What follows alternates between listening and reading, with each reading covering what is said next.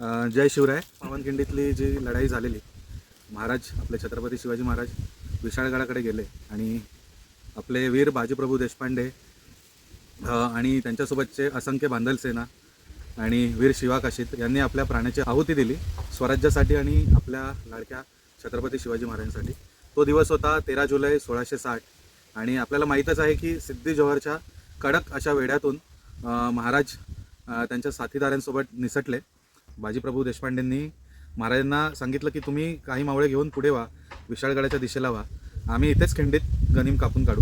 तसंच झालं. महाराज जात नव्हते, महाराजसुद्धा स्वतः थांबत होते. पण बाजीप्रभू हे महाराजांपेक्षा वयाने वडीलधारे असल्याने त्यांनी महाराजांना तसं सांगितलं की नाही, लाख मेले तरी चालतील, लाखाचा पोशिंदा वाचला पाहिजे, त्यासाठी तुमची स्वराज्याला गरज आहे, आम्ही इथेच थांबून गनिमांना अडवतो खिंडीमध्ये आणि तुम्ही जसं महाराज विशाळगडाला पोचाल तोफेचे बार तुम्ही उठवा, त्या आवाजाने मला कळेल की आमचे महाराज तिथे पोचलेत. झालंही तसंच. महाराज विशाळगडावर पोचले आणि सुखरूप पोचले. आपण एक ट्रेक आयोजित करत असतो, पूर्ण महाराष्ट्रभरातून लोक तिथे जात असतात, पण आपण बेसिक पन्हाळा ते पावनखिंड असा 2 दिवसांचा ट्रेक करतो आपल्या मावळांच्या स्मरणार्थ. तर आम्ही सुद्धा 25 आणि 26 जुलै रोजी असा एक ट्रेक नाही म्हणता येणार, पण एक पदयात्रा किंवा मोहीम आयोजित केलेली आहे. 48 ते 50 किलोमीटरचा हा ट्रेक असतो.